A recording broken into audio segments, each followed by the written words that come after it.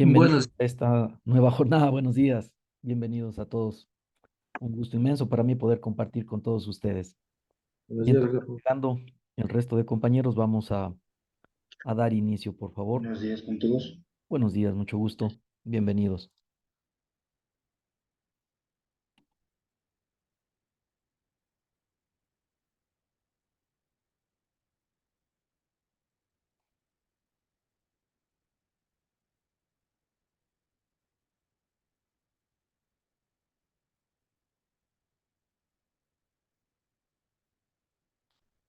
Como parte de la retroalimentación de lo que hemos estado dialogando, conversando, refrescando algunos tips, conceptos, fundamentos incluso, conversábamos ayer sobre la descarga que se podría tener a la hora de darle protección a uno de los elementos súper importantes de todo el sistema de drenajes. Todos son importantes, pero en especial existe un elemento que por ser el que recopila, el que agrupa todo el flujo de las intercuencas y de las microcuencas a intervalos de cada 200, 250 máximo cada 350 metros, que es la alcantarilla, decíamos que no ganamos demasiado si es que a la salida de este elemento de drenaje transversal no se dan las protecciones debidas. De tal manera que entre las múltiples protecciones que podrían ser de enrocados con izados o hincamientos de troncos, que podría ser lo más económico y ambientalmente lo más amigable, sin embargo, en función de la importancia del proyecto y de la inversión que se podría desarrollar, no se puede descartar el hecho de tener coberturas y protecciones a la salida de manera escalonada, como veíamos en los peldaños hidráulicos, o caídas, también como lo menciona en su concepto el profesor Sviatoslav y muchos otros, ¿no?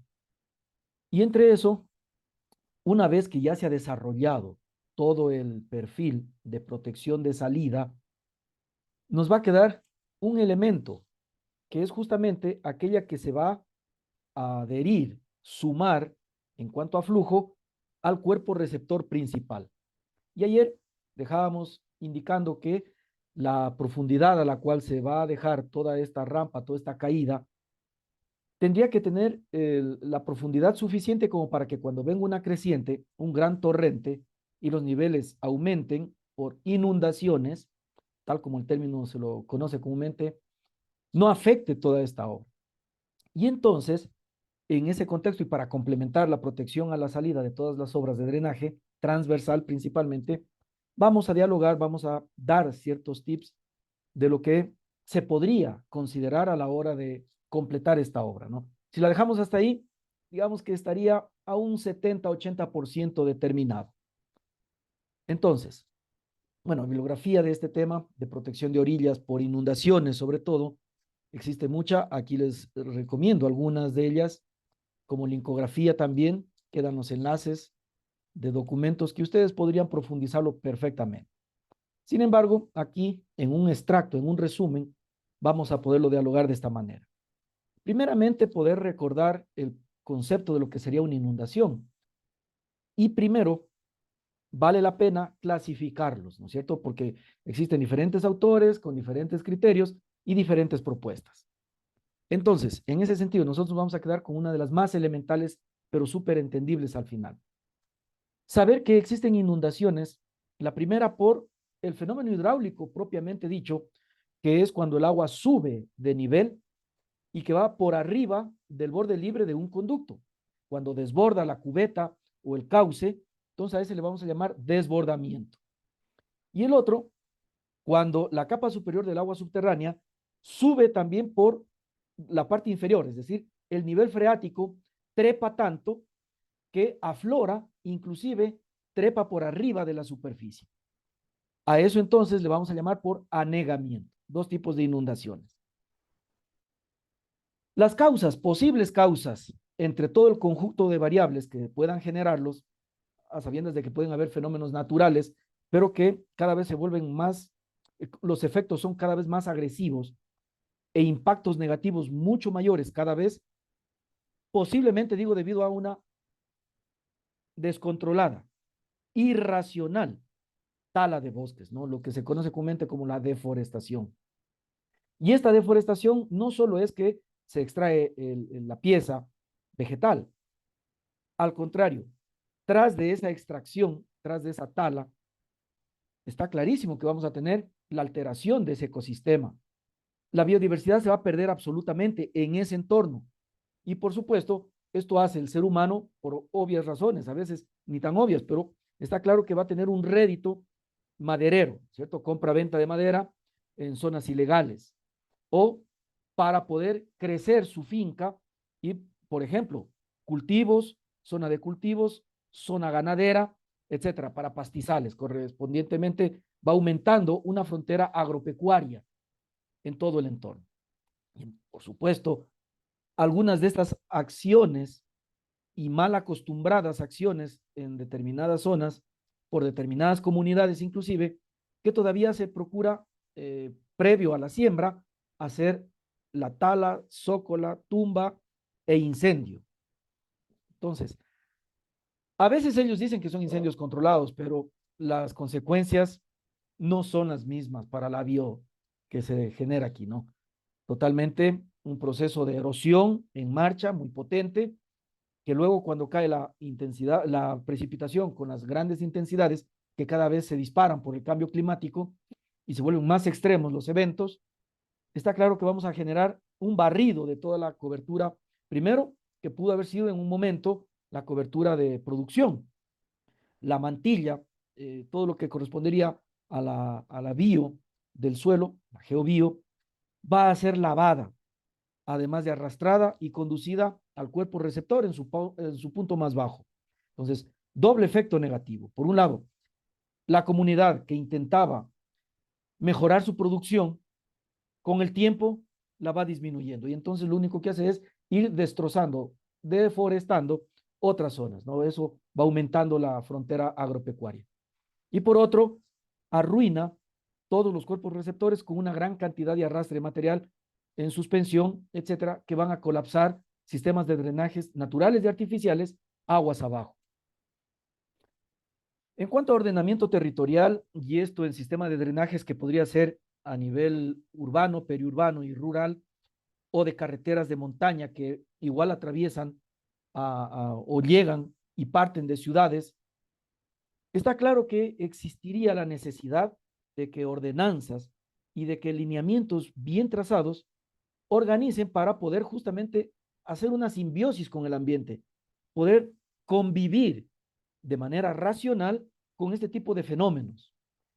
Entonces, bueno, aquí mismo estamos viendo en varias ciudades de nuestro país cómo inclusive lo que otrora, antaño, fue el fondo de un cauce, hoy en día ya la invasión urbana, ese crecimiento urbano cada vez más agresivo, cada vez más pensado en ciudadanizar la vida de las personas, ha hecho que simplemente se invadan los cauces naturales. Está bien que en un principio pudieron haber existido hasta puentes, de ahí el puente roto, por ejemplo, que antaño fue arrasado por una gran creciente y de ahí su nombre incluso, pero hoy en día el fondo del cauce es parte del diario vivir. O lo que estamos viendo en esta imagen a la parte derecha inferior, cómo la ciudad ha ganado toda la frontera que en principio le pertenece, no es que le pertenecía, le pertenece al flujo para determinado periodo de retorno. Nosotros vamos invadiéndole aquellas márgenes, sopesando, ¿no es cierto?, aquel criterio de que necesitamos vivienda, necesitamos agrandar la ciudad y como ya no hay dónde estirar más, entonces vamos a vivir en las márgenes de los ríos. Y claro, cuando se produce el evento en el periodo de retorno que corresponda, las aguas lo único que hacen es retomar lo que por naturalidad o por naturaleza le corresponde a su gran creciente y a su gran ancho. A eso, eventos climáticos que puedan estar aumentando el efecto negativo de todo esto. Alternativas preventivas y soluciones. Nuestro gobierno y varios gobiernos del mundo pueden estar invirtiendo ahora mismo en grandes obras de regulación de avenidas para poder controlar inundaciones. Por ejemplo, aquí vemos una noticia en dos lugares diferentes de nuestro país, ¿no? Y no son los únicos, en donde elementos de tape van a permitir regular, amainar, disminuir el gran impacto negativo que pueda llegar a tener un torrencial, un gran torrente, aguas abajo del punto de interés. Entonces se va a generar un sistema, un nudo de embalse de regulación, técnicamente como se conoce. Bueno, aquí con este tipo de obras, quienes han promovido la misma, dice que protegerán un total de cerca de 140,000 hectáreas, lo que equivale al 70% de lo que se ha realizado en todo el ámbito del país. Y bueno, nos vamos acercando a lo que como interés de las salidas de nuestras rápidas, de nuestras alcantarillas, habíamos conversado el día de ayer. Alternativas preventivas y soluciones. Primero, corrección longitudinal y transversal del cauce.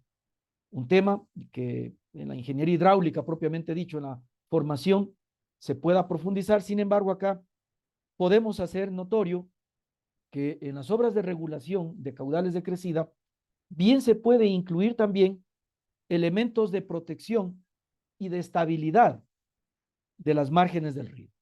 Margen izquierda, margen derecha en el sentido de flujo, ¿no es cierto? ¿Cómo se puede conseguir esto? A través de muros de gavión, por ejemplo, o cualquier otro tipo de hormigonados, inclusive en nuestro entorno, recordarán ustedes, se hincó grandes troncos de maderas muy fuertes, resistentes al agua, y entre troncos se enlazó, se amarró, se aseguraron neumáticos, por ejemplo, grandes neumáticos y medianos neumáticos, como para hacer una barrera amortiguadora de estos grandes impactos, sobre todo en los cambios de dirección de los cauces. Aquí podemos ver lo que naturalmente el flujo en un cauce podría llegar a trepar, a crecer. Vemos el fondo de un cauce. Podría ser esto tranquilamente el cuerpo receptor junto a un valle, que hoy en día existe en la ciudad, por supuesto. Y entonces, ¿qué sucede? Si hemos reducido lo que antes se llamaba río y lo hemos convertido en un canal, lo que le pasa a Loja, inclusive ahí entre paréntesis, el río que antes se denominaba, desde el momento en que le pusimos paredes y lo hemos encauzado con muros, en ese tramo, por lo menos en la parte central de nuestra ciudad, deja de denominarse río. Siendo muy estrictos con el término hidráulico, eso se convierte en un canal. Siendo muy estrictos, digo, ¿no? Hilando muy, muy fino, se convierte en un canal. Río es antes y después de ese canal. Porque río se entiende aquel que todavía gobierna naturalmente sus márgenes, con los desplayes y con los taludes de acomodo que naturalmente se pueda llegar a tener. Entonces, claro, si ya hubo intervención humana, se reducen esas márgenes y, como veíamos las dos imágenes anteriores, con muro de gaviones o con muro de hormigón armado o simplemente tipos de muro, quiera que estos sean, se estrangula la sección y entonces, ¿qué sucede? Mientras no venga el periodo de retorno con esa máxima avenida, todo va a parecer que está funcionando muy bien. Va a parecer que todo fluye con normalidad. Y se alarma todo mundo y salen las noticias y las primeras páginas de los periódicos cuando se produce la inundación y entonces se producen los arrastres de materiales, va arrasando puentes, a veces hasta vehículos, peatones, etcétera, viviendas que han dejado en la margen del río, ¿no es cierto? Entonces, el nivel va a trepar y obviamente genera la inundación. Aquí lo que podríamos ver en un corte que se le hace a esta sección. Pensemos que acá podríamos tener nuestra vía a la parte izquierda o parte de la ciudad, etcétera, y que los drenajes de esta zona alta tienen que llegar al cuerpo receptor, por naturaleza, por economía inclusive. Pero, ¿cómo vamos a proteger esta salida? De esto es lo que estamos conversando ahora. O lo que estamos viendo aquí en esta parte inferior. Cuando la profundidad de agua en la zona máxima de inundación llegaba hasta este nivel y hemos estrangulado la sección, hemos rellenado y hemos ocupado lo que antes era la margen izquierda, en este caso, simplemente sucede que, como ya no hay cavidad para toda esa masa viva, en la sección viva, obviamente que ese tirante va a inundar aquello que el hombre intervino. Es poco elemental el concepto, pero así de sencillo. Entonces, lo que podemos ver aquí también en escenas, ¿no es cierto? Tenemos el desarrollo de un cauce natural, un cuerpo receptor normal, ¿no es cierto? En temporada baja. Podríamos tener altas temporadas en donde el nivel cubre parte de esa zona de inundación normal para ese cauce, y en zonas intermedias podrá quedar inclusive generando meandros y todas las variantes. ¿Qué hace el ser humano? Por aprovechamiento de la urbe o crecimientos de lo que habíamos conversado. Procura cambiar primero la trayectoria. Vive en las márgenes y luego llora cuando su cauce ha tomado, cuando el cauce ha tomado su profundidad natural. Al hablar de niveles, entonces, se podría pensar en que vamos a tener profundidades de agua en zonas de estío, estiaje, ¿no es cierto? Estío, lo más seco del periodo que se pueda tener en un año, por ejemplo. Luego, los niveles en los cuales se podría hablar de meso, crecimientos. La parte intermedia, los caudales intermedios y aquellos máximos que, como vemos acá, ya ocupan grandes franjas de terreno. Y entonces el ser humano, los técnicos, los ingenieros, estamos llamados a darle protección al ser humano, ya que está invadido en las márgenes del río. ¿Qué más nos toca?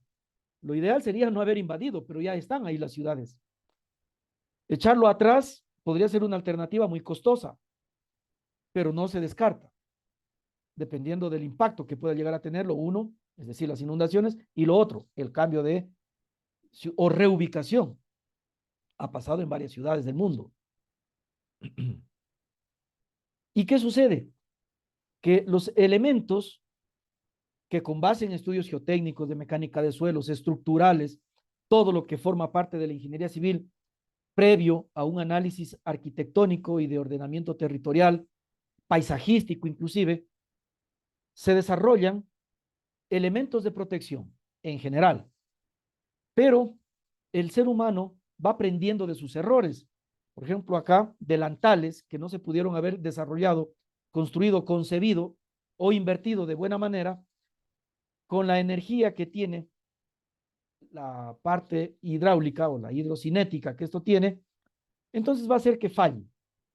El ser humano tendrá que aprender del error, enmendar y volver a intentarlo, ¿no? Aquí vemos en diferentes zonas fallado. Aquí la salida de un dren transversal, lo que podríamos pensar que podría ser la llegada de una quebrada a través de una alcantarilla, y por acá el cuerpo receptor normal, ¿cierto? Natural. Soluciones a la estabilización de las riberas, uno se puede encontrar diferentes hoy en día. A ver si esto funciona.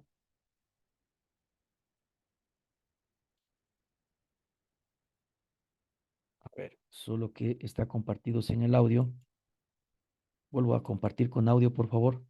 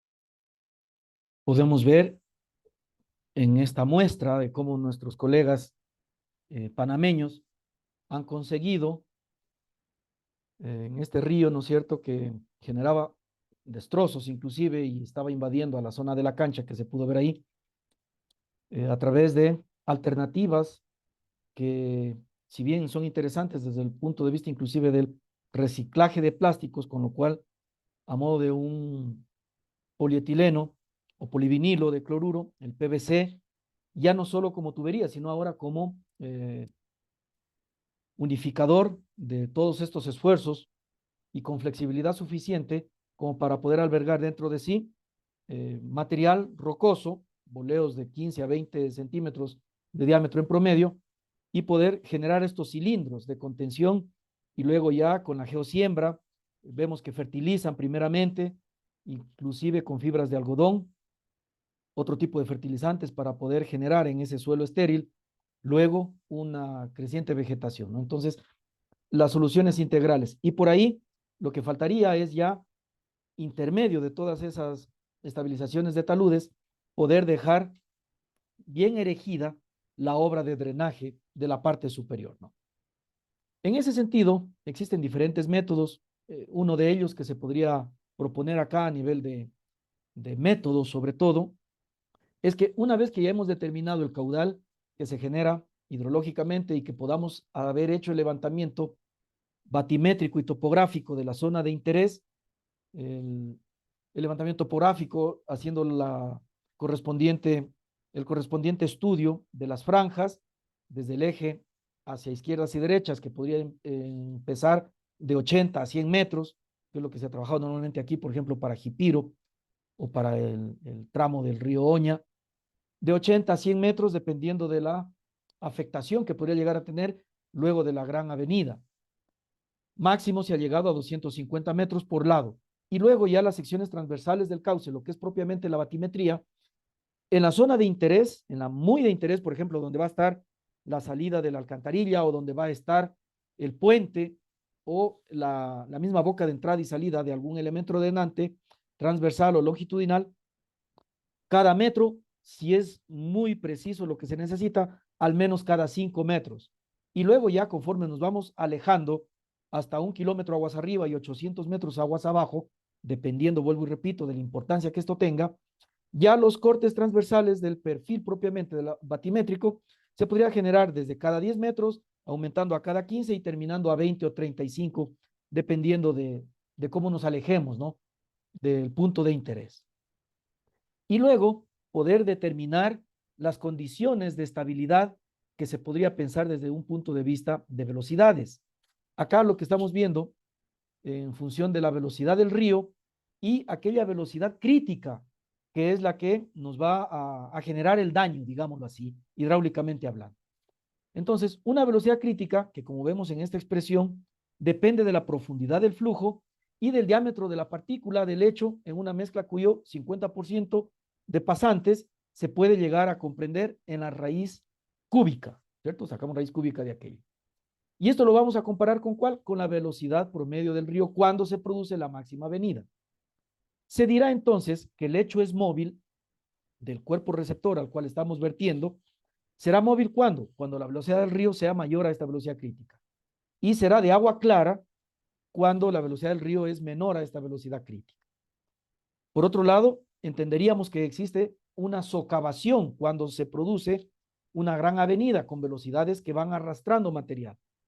Entonces, según Lishman y Lebedev, proponen lo siguiente, este método justamente que permite calcular la socavación en la zona de interés, ¿no es cierto?, durante una gran avenida. El método de Lishman-Lebedev se fundamenta básicamente en el equilibrio, en igualar las velocidades erosivas con la velocidad del río. Y entonces, lo que se produce es que la pendiente y la rugosidad se podrían alterar en función de que nosotros podamos darle estabilidad al punto de interés. Entonces, va a existir una zona en el perímetro cohesivo en la que la velocidad que va a levantar, que va a ser capaz de levantar todo ese fondo o de las márgenes o del cauce, que conforme se genera esta velocidad, nosotros podamos generar una protección y que lo que se va erosionando en el fondo del cauce, nosotros lo podamos proteger con una uña, tal como se conoce, una uña, ¿no? El método no se considera para un tiempo necesario como que el material se va a erosionar permanentemente. Se asume que la erosión, lo que se va a calcular, se va a presentar en un determinado momento, solo cuando vino la gran creciente y para ese instante, que puede ser el máximo maximorum a un periodo de retorno, diga usted, de la importancia del proyecto de 100 a 300 años, como si fuese para una salida de una alcantarilla que podría afectar a un puente, por ejemplo, aguas abajo. Entonces, para esa máxima venida, para ese periodo de tiempo, este método es propuesto como una protección de fondo. Asociando lo que en la geodinámica, y ustedes ya lo profundizarán en las materias correspondientes, solo nos vamos a quedar desde la parte hidráulica dando un vistazo a esto, lo que propone los profesores Juárez Vadillo y Rico Rodríguez en función del concepto para poder comprender lo que va a suceder. Por un lado, el primer perfil, que sería en un cauce natural antes de que se vaya a erosionar el fondo. Y el segundo, ya cuando se produjo toda esta profundidad. Un autor lo llama TS y Juárez Vadillo como HS. Al final es lo mismo, todo lo que se ha erosionado como sección transversal. Existe esta profundidad que es la que nosotros, a través de un elemento, deberíamos proteger para que se mantenga, ojalá, en las condiciones iniciales naturales de ese fondo de cauce. Y entonces, ¿qué se hace primeramente? Se estabiliza el ancho del cauce. Y para eso hay varios métodos. Aquí he puesto dos nada más, de los más sencillitos, ¿no es cierto? Pero que son muy efectivos a la hora de ponerlos al diseño. Hay que estabilizar el ancho del cauce. Entonces, Pettis, por ejemplo, lo hace con este factor y raíz cuadrada del caudal en metros cúbicos por segundo. O el método de Blinch, que igual, de la misma forma, considera dos factores, un ratio de dos factores. El factor de fondo, que depende si es material fino o material grueso, y el factor de orilla, que asimismo va desde que si es material suelto 0.1 hasta materiales cohesivos de 0.3. Y entonces, con estos dos valores, uno ya podría quedarse con aquel que esté del lado de la seguridad, el más ancho posible, al menos de estos dos, justificándolo entre estos dos, por lo menos, métodos existentes. Luego, combinando Manning-Strickler para poder aplicarlo a anchos ya estabilizados superiores a 30 metros, ellos proponen que la profundidad H va a ser una relación elevada a la 3/5 del caudal con esta constante de cauce natural por el ancho estabilizado y la raíz cuadrada de la pendiente longitudinal del cauce. Y entonces, los valores de KS que nos proponen en función de franjas de valores que ha dejado para el valor, ¿no es cierto?, de KS en función de los anchos estabilizados. El coeficiente de rugosidad de Manning, propuesto para este tipo de cauces que se ven sometidos a erosión y a sedimentación, inclusive aguas abajo, se puede pensar en valores que fluctúan desde 0.025 hasta 0.05, según estas condiciones, ¿cierto? De cauces del río, con vegetación, con derrubios, tamaño en una cabeza de rocas, etcétera, o piedras. Calcula la velocidad, muy conocida ya por nosotros, Chess y Manning, estamos hablando de Manning-Strickler, y el factor F, que relaciona la velocidad para G entre Y, el número de Froude, lo que nosotros llamamos acá F de ríos, ¿cierto? El número de Froude de ríos. Y el margen de seguridad que se tendría que pensar en esta sección de control que se va a regular, dejarle un borde libre que podría estar en función de las características cinéticas del flujo, en donde hay un valor de phi que en función del caudal tiene estos valores y la carga cinética con la velocidad de erosión de la máxima posible que va a tener el río en esa sección. Y de ahí calculamos cuánto se tendría que dejar como espaciamiento, como borde libre, como revancha, el término peruano, ¿no? Por otro lado, y ya entrando a la misma ecuación de Chess y Manning, haciendo el valor del coeficiente de sección, igualando, si separamos lo que es caudal, área y radio hidráulico por un lado, y la pendiente y la condición de rugosidad es decir, lo que está en el miembro derecho de la ecuación, corresponde a las condiciones físicas longitudinales y de material acumulado en solera y en margen. Y de ahí entonces corresponde tantear igualar el miembro izquierdo con el derecho a condición de poder estabilizar o dar fe de que el ancho estabilizado por los dos métodos anteriores va a cumplir con esta igualdad de la pendiente versus el material. El perímetro mojado, como vemos que se trata de una sección que por ser de fondo demasiado ancho, por arriba de 30 metros, se asume como que es rectangular. Por lo tanto, el ancho estable, ¿cierto? Más 2 veces la profundidad de lo que va a ser el proyecto ya de la sección estabilizada. Como les indicaba de aquí, la consideración en cauces muy anchos también es que el radio hidráulico tiende a ser muy semejante al valor de profundidad, de tal manera que resulta ser muy semejante el miembro derecho que antes estaba a el caudal de diseño por el ancho estabilizado, por la profundidad que va a tener como sección hidráulica y un coeficiente mu que le interpone aquí, Lebedev, indicando que será 1 cuando no existen efectos de contracción, es decir, cuando no hay pilas de puentes o cuando no hay gargantas que justamente en esa parte del cauce están reduciéndole la sección. O si en cambio existen contracciones, Juárez Vadillo y Rico Rodríguez proponen esta tabla para estos valores de mu. Buscando también la ecuación, he podido encontrarla a aquella que vemos en la parte superior, con la que se da origen a esta tabla en realidad. Es decir, usted podría trabajar con una tabla, haciendo la lectura en función de la velocidad, o con la ecuación que por otro documento también se pudo haber conseguido, ¿no? Y al final, entre elementos que están dejando la luz libre, por ejemplo, entre apoyos de un puente o entre garganta que se está dejando por la estrangulación al paso obligado peatonal, por ejemplo, la luz libre entre cada uno de estos apoyos, este cálculo está desde 10 hasta 200 y en función de la velocidad hasta por arriba de 4 metros por segundo. El ancho libre entre obstáculos es el valor de B y sería μ1 cuando no hay obstáculos, como veíamos la diapositiva anterior. Ahora bien, en el sentido de poder saber que la velocidad real del flujo en función del ancho estabilizado y de la condición que hemos dejado con el mu como parte de la seguridad a ese caudal, vamos a encontrar con esta expresión la velocidad del río.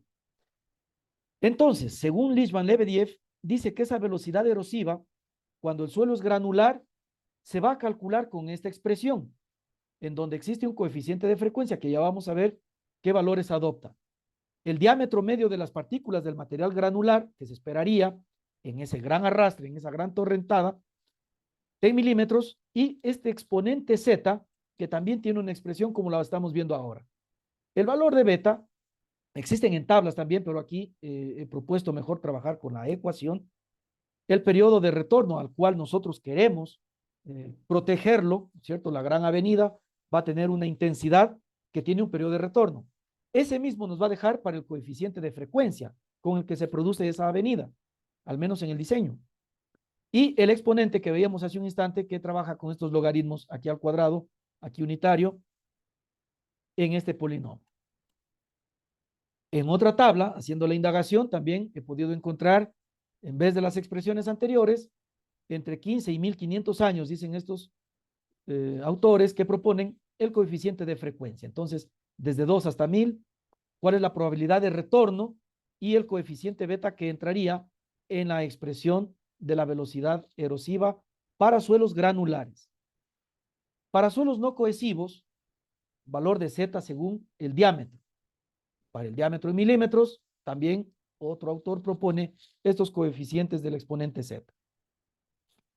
¿Qué sucederá cuando el suelo, en cambio, es cohesivo? De la misma manera, va a existir, además del coeficiente beta, este gamma sube m, que es el peso específico de la muestra de agua de sedimento, en unidades de tonelada por metro cúbico, y un valor de chi, en realidad parece X, pero es chi en realidad, como exponente de la variable que depende del peso volumétrico y que se determinaría con esta expresión.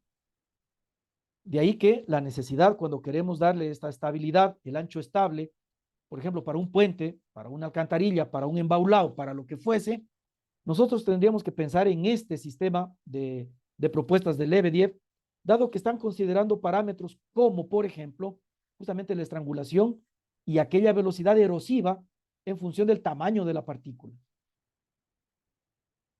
Las tablas, asimismo, ¿no es cierto? Hay documentos y documentos, usted podría automatizarlo con la ecuación o hacer la lectura directa desde la tablita.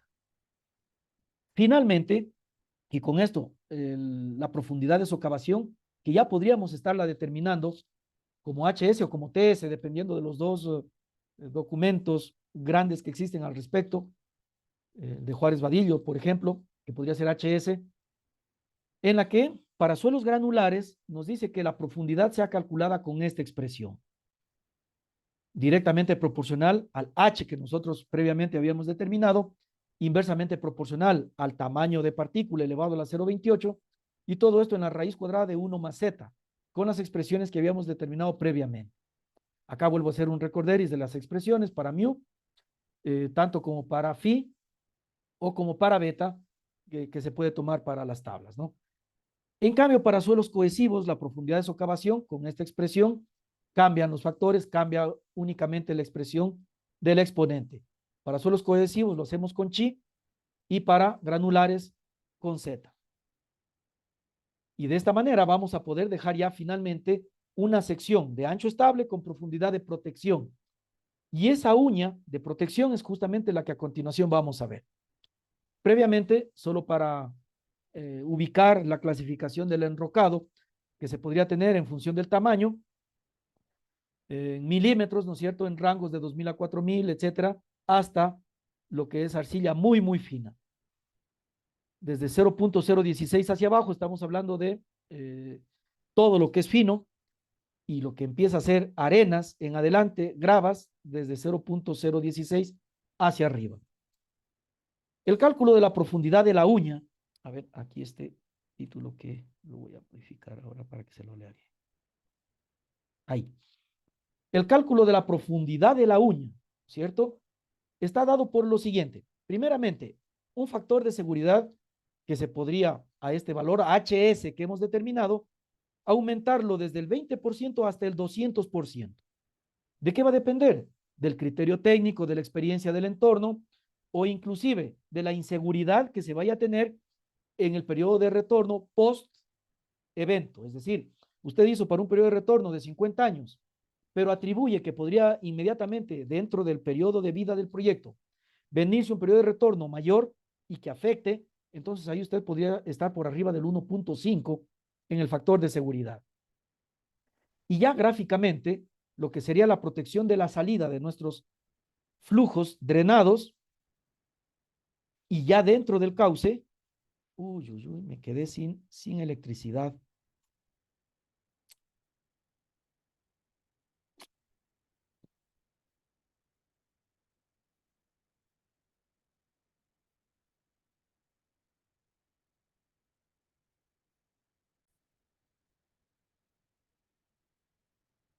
El cálculo de la profundidad de la uña, entonces decíamos que del HS que hemos determinado con los dos formatos anteriores para suelo cohesivo y no cohesivo, se va a mayorar en función del criterio, del entorno, de las experiencias que se hayan producido, inclusive de la consulta en cuanto al sondeo participativo de la comunidad, y de ahí sacar el criterio que pueda fundamentar, que pueda justificar lo que usted técnicamente finalmente va a mayorar a esta profundidad HS, tal como veíamos en el perfil de socavación.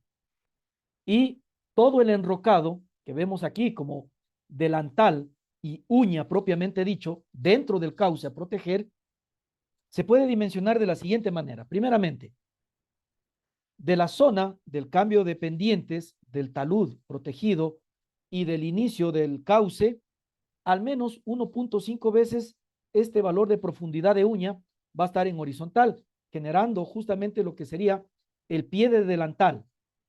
La profundidad de la uña, ya la vamos a ver a la expresión más adelante, generaría la profundidad y la cimentación de la misma y todo el material de boleos, rocas que van a estar siendo incluidas en estos delantales, lo que conformaría justamente el delantal tendido en talud, más la propiamente dicha o propiamente bien llamada uña, tendría el D50 que también lo vamos a ver a continuación. Ahora, el talud de protección va a poder venir en función de las condiciones de estabilidad que se pueda recomendar respecto de, por ejemplo, 3 en horizontal, 1 en vertical o 2 en horizontal, 1 en vertical. Si es que el fondo es plano, entonces vamos a cambiar este coeficiente C1. Y con esto encontramos el tamaño de 50 con el cual vamos a proteger. Aquí tenemos C2 que está afectando al número de Fruit. Este es Y rayado, por favor, consideren el área viva versus el espejo, ¿cierto? Esto es Y rayado. Y C2, del número de Fruit de río, se está afectando en función de si es un tramo curvo, 1.5 veces, y si es longitudinal, 1.25 veces. El número de Fruit. Este número de Fruit elevado al cubo, afectado el coeficiente que vemos acá, por la profundidad H, y ya tenemos el tamaño del boleo con el que vamos a conformar delantal y uña propiamente dicha. O también otro método, un poco más directo respecto del peso que se pueda tener, del peso específico de las rocas, en función de la velocidad de erosión elevado al cuadrado y afectado por este factor, ¿no? 0.58883. El diámetro de las rocas, según Lopardo, también se podría determinar considerando todas estas otras variables, en donde propiamente el peso que tendría el material ya de la roca, directamente proporcional de nuevo al ratio entre el peso específico del fluido para el peso específico de la partícula y la velocidad con la cual se va a considerar la velocidad de erosión. Recuerde que el concepto anterior del otro autor, de Lebedev, dice que el éxito está en equilibrar el diseño, haciendo que la velocidad máxima erosiva que se tiene va a ser la esperada en esa gran avenida, la del río, la velocidad del río. Entonces, si se trabaja para esa velocidad, podríamos considerar acá el peso que se podría llegar a tener, como para ver inclusive que el suelo lo va a soportar ya en todo el tendido. Vaya a ser que estamos poniendo una protección mucho más pesada de lo que el suelo lo va a soportar. Entonces tocaría reconformar inclusive toda esa parte de la cimentación del tendido.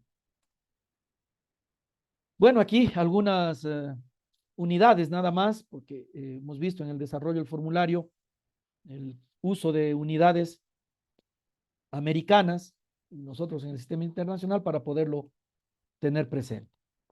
La profundidad de socavación de otro método más directo, dado por Strauss, por ejemplo, nos dice que HS va a ser igual al ratio elevado a la 0,642, al ratio entre qué?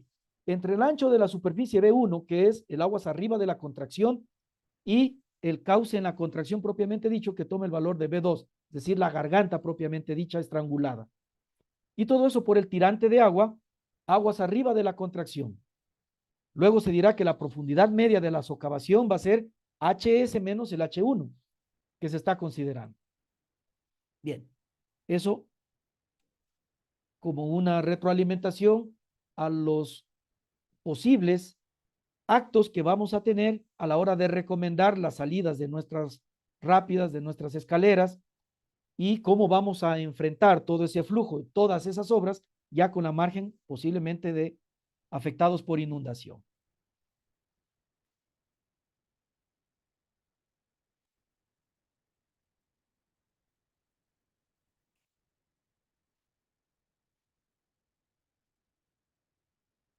Bien, por favor me regalan un minutito, tengan la bondad, un minutito, un break rapidísimo.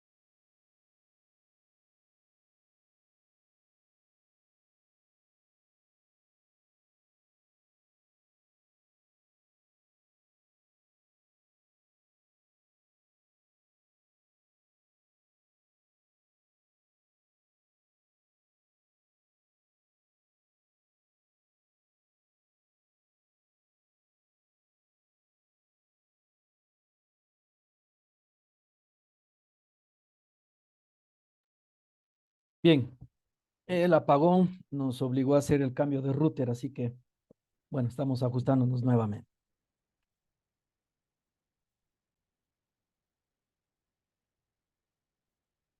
A continuación, entonces, el tema de drenajes subterráneos, que recomendación personal que les puedo brindar, poder utilizar el libro de drenajes del profesor Máximo Villón Béjar. Entiendo que en el año 2023 empezará nuevamente a hacer la reimpresión y el tiraje de todas sus obras, son más de 10. Ha empezado ya con el de diseño de obras hidráulicas en el año 2023 y de lo que hemos conversado con él inclusive, comentaba que a partir de este año empezará a sacar libros digitales como para poder ponerlos a la venta, así que resultará muy interesante en cuanto esto llegue a poder hacer partícipes de toda esa contribución bibliográfica súper comprensible a la hora de hacer ingeniería hidráulica, ¿no? Y por otro lado, les dejo aquí el enlace compartido de técnicas de remediación. Imagino que en geotecnia ustedes ya las habrán estudiado o las van a estudiar, no lo sé cómo estará el contenido de estos temas, pero bien está como un complemento adicional, dado que en la estabilización tiene mucho que ver el agua, no únicamente, pero sí mucho. Entonces, por eso es que nos atrevemos a topar, aunque de lejitos un poco, pero poder comentar todos estos detalles. Hay un manual de control de inundaciones de los mexicanos, súper interesante también, que ustedes lo pueden descargar. El gobierno federal igual lo comparte de manera abierta, ¿no? En su enlace de la página web. Veamos un poquito entonces ahora lo que corresponde al drenaje subterráneo en cuanto al concepto, fundamento y las recomendaciones de ponerlo en práctica. Yendo al concepto fundamental, la separación de nuestras tuberías drenantes tendría que ser tal que permita que el trepado del nivel freático en esta curva de abatimiento que se produce esté por debajo de 30 hasta 60 centímetros por abajo de lo que se entendería como la estructura propiamente dicha del proyecto vial en este caso. Y que si el nivel freático va a superar este punto de cresta máxima, que el evento no implique daños a la, en este proyecto, al proyecto vial, ¿no? A la vía férrea, a la berma del canal, al proyecto lineal que sea. En este caso, ajustémoslo entonces solo para carreteras, que no afecte a la carretera. Aquí podríamos tener una plataforma para varios otros proyectos lineales. Igual el mismo criterio. El L de separación entre drenajes lo vamos a determinar en función del abatimiento que vamos a dejarle al nivel trepante de la tabla de agua para que este no se afecte. Y ojalá de 30 a 60 centímetros por abajo. Y de ahí les decía que no necesariamente la zanja de drenaje tendría que estar exactamente debajo de la cuneta, más allá de lo que sea económicamente más práctico. Aquí, justamente en este ejemplo, estamos haciendo énfasis en aquello. El sistema de drenaje, al hablar de la conformación, se podría pensar en que vamos a tener primeramente la zanja que ya se ha excavado, bien conformada en su fondo y en sus paredes. Si va a haber inestabilidad, mientras se construye por lo menos, la recomendación sería poder inclinar de alguna manera esas paredes, inclusive entibar mientras se va avanzando con la colocación de, primero, geotextil, después el colchón de grava, después la tubería, aunque aquí se pone directamente, se lanza directamente la tubería. Lo ideal sería geotextil, el colchón de grava, luego la tubería, luego grava, se hace el tape. Ahora bien, ¿qué nos dicen subdrenes nuestra NEVI? Aquí nos da el concepto de lo que se trata normalmente de una sección estándar rectangular, rellena con material granular permeable, rodeado de un filtro de tela geotextil. ¿Sí? Justamente lo que estábamos viendo en nuestra imagen anterior. Y que en el fondo va a llevar una tubería ranurada, a través de la cual se va a evacuar o se va a permitir el trasiego de la masa de agua según como se lo amerite. El filtro geotextil dice que puede ser sustituido también por cualquier tipo de geocompuesto que finalmente sea permeable, que drene, que permite el paso del agua. En ambos casos, los tubos, dice, serán perforados, ranurados, porosos o conjuntas abiertas, en una separación cuyo diámetro mínimo está entre 150 milímetros a 200 milímetros. Pues nos quedamos con este criterio aquí, que el subdren podría ser tubería de cualquiera de estas que estamos leyendo, ¿no es cierto? Perforado, ranurado, poroso o inclusive junta abierta, y mínimo 150 milímetros o 200 milímetros según la longitud del subdren. Entonces, mientras más largo va a ser, es decir, a 350 metros, nos obligaríamos con 200 milímetros. ¿En dónde se van a ubicar? Y nos da aquí la lista de las posibles ubicaciones. Longitudinalmente al pie del talud, longitudinalmente al pie del terraplén, longitudinalmente bajo la subbase de la carretera para ayudar, su base de carretera para ayudar a drenar el nivel freático, o formando también un sistema de drenes transversales y longitudinales como una espina de pescado. Zanjas de drenaje, en este caso, en las que normalmente se considera la sección trapezoidal. Esto podría venirse perfectamente en zonas en las que la masa de agua, antes de que llegue al proyecto lineal, tiene que ser evacuada. Por ejemplo, cualquier cultivo, diga usted, cultivo de banano, de cacao, de café, lo que sea, y que tenemos que va a afectar todo el remanente de esta zona a la vía, entonces tendríamos que interponer drenajes tipo zanja a ambos lados del proyecto. Los sondajes horizontales se refiere a aquellas tuberías metálicas de 50 milímetros de diámetro que se disponen en el acuífero con el propósito de asimismo poder permitir la extracción, a veces hasta con grupos motor bomba, de la masa de agua que puede estar afectando con el trepado del nivel freático en la parte inferior. El diámetro mínimo, entonces, lo vuelve a repetir aquí en 6.2, ítem 1, que debe ser mínimo 150 milímetros para aquellos que tienen una consideración de longitud y no menor a 150 metros, ¿no es cierto?, en ese tramo. Va a ser el diámetro suficiente para la mayor parte de los suelos. Acá se habla de 200 milímetros cuando es superior a 150 metros, hasta 350, hasta 350 metros. Las entregas, por norma, dice, deben disponerse a distancias no superiores a 300 metros. Aunque más adelante, en otro acápite, habla de máximo 350. Por eso es que uno toma el rango del vertido de las cunetas desde 200 metros hasta 350, ideal 250 o 300. ¿Por qué? Porque en ese vertido de la cuneta aprovechamos para los subdrenes también hacerlos llegar al mismo punto de entrada o salida del alcantarilla. En la tabla 202.23 nos propone la recomendación para el espaciamiento de subdrenes sin cálculo previo, es decir, la norma se asume que ya hizo los cálculos, que de otro modo nosotros los podríamos reconfirmar con el espadren, por ejemplo, con las ecuaciones que vamos a ver más adelante. En función de la composición del suelo, arena, limo, arcilla, respecto del tipo de suelo, la clasificación SUX, el espaciamiento para profundidades indicadas. Entonces, podría estar entre 35 a 45 metros si vamos a tener una profundidad de 1, 1.25, 1.50 o 1.75.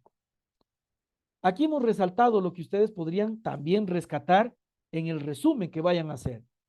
Por ejemplo, la determinación del caudal de recarga, lo veremos también más adelante en la expresión de Donan, que es la napa que se va finalmente a retomar agua desde la precipitación. Es decir, hay una intensidad que está recargando la zona subterránea desde la parte superior. No estamos lo que sería normalmente lo contrario a una anegación que va desde abajo hacia arriba. Esta lluvia caída se podría pensar en un periodo crítico con una proporción que vaya a fluctuar del 60% al 80% al hablando en caudales. Es decir, de todo lo que se pudo haber generado como caudal precipitado, del 60 al 80% se asume que es lo que va finalmente a recargar el acuífero y que va a hacer que trepe el nivel freático. El periodo de retorno, de 5 a 10 años. De 5 a 10 años. Aquí, la normativa nos propone uno de los métodos que también constan en el espadren para poder determinar la profundidad de espaciamiento. Como les decía, a mi parecer, Donan y Hugout son uno de los más sencillos que se pueda aplicar. La zona típica, entonces, se puede caracterizar con este esquema. Así lo propone la normativa y vamos a ver cómo lo propone Billón. Muy semejante. La recarga, esa recarga va a hacer que trepe el nivel freático. La distancia o el espaciamiento que le pone acá, nosotros le llamaremos como L. La longitud entre ambos drenes va a depender de a qué profundidad se encuentra el estrato totalmente de roca impermeable o zona impermeable, que podría ser también una arcilla muy compactada. Esta profundidad va a ser la que le dé el piso a que trepe el nivel freático. Por eso que importa en el cálculo. Después, la cantidad de agua que se pueda llegar a batir en función de la profundidad que queremos que quede este valor de la cresta máxima respecto de la superficie. Entonces, son las variables con las que vamos a meter en el modelo. En todo esto aplica la ley de Darcy en medios porosos, aquella que nos dice que, y se aplica igual a superficie libre, en tuberías a presión, igual flujo en medios porosos. ¿Cuál es el concepto hidráulico del flujo? Que la masa de agua circula de un punto de mayor carga a uno que tiene menor carga. Si es una tubería, vamos a tener el sentido de flujo del de mayor carga al de menor carga. Se cumple lo mismo para el canal. El de mayor carga porque tiene mayor cota al de menor carga porque tiene menor cota. Entonces deja un gradiente. Aplica el concepto tal cual. Y Darcy, para medios porosos, hizo los dos experimentos en su tubería vertical, poniendo piezómetros en la parte superior e inferior, y en horizontal, poniendo el piezómetro instalado en la parte aguas arriba y el de aguas abajo del centro. Y en ambos pudo demostrar que la velocidad depende de la permeabilidad constante K y del gradiente hidráulico que se produce. Es decir, I, ¿no es cierto? Como lo podríamos denominar, la diferencia de piezométricos dividido para la distancia en la que se produce la toma de esos valores. Ese es el gradiente. Y si queremos calcular el caudal, entonces, ¿qué haríamos? Esta velocidad de medios porosos la vamos a multiplicar por la sección por la cual está circulando ese flujo subterráneo. En resumen, la ley de Darcy, ¿no es cierto? Para medios porosos. Bueno, aquí para la determinación, ya lo que se hace, la prospección geofísica en campo, lo que importa es poder determinar cuál es la potencia acuífera de la zona de estudio. Entonces, cada 1 kilómetro, cada 1,5 kilómetros, bien se podría tomar puntos transversales, secciones transversales de abatimiento a través de estudios de geofísica, cualquiera que estos puedan aplicárselos. Por ejemplo, el de Schallenberger, o Schulenberger, como se lo traduciría exactamente al español, en donde, en función de la apertura que se tiene con el equipo, nos va a dejar la profundidad. Y en esa profundidad, respecto de la conductividad hidráulica, vamos a determinar si hay agua o no en ese medio poroso. Y qué tipo de suelo también es el que está albergando esos espacios a saturar. Bueno, aquí en general, como les decía, si aledaño o colindante a nuestro proyecto lineal tenemos una zona de producción agrícola o agropecuaria, también tendríamos que drenar para que todo ese flujo subterráneamente no esté cargando y afectando al proyecto nuestro, a nuestra carretera en este caso. Entonces, aplicamos el criterio de sistema de drenajes enmallado o espina de pescado, al final con redes terciarias que aportan a colectores secundarios que a su vez contribuyen a un director principal o primario. Y todo esto, finalmente, colectado en un pozo que vierte a un cuerpo receptor, ¿no es cierto? Terciarias, secundarias, principal y que finalmente va al dren principal. El concepto que hemos dado del drenaje, ¿cuál es su propósito? Trasladar de manera rápida y segura la cantidad de agua que puede estar afectando en una zona a un punto más seguro del que se la está trasegando. Lo habíamos dicho así desde el inicio, lo repetimos las veces que haga falta.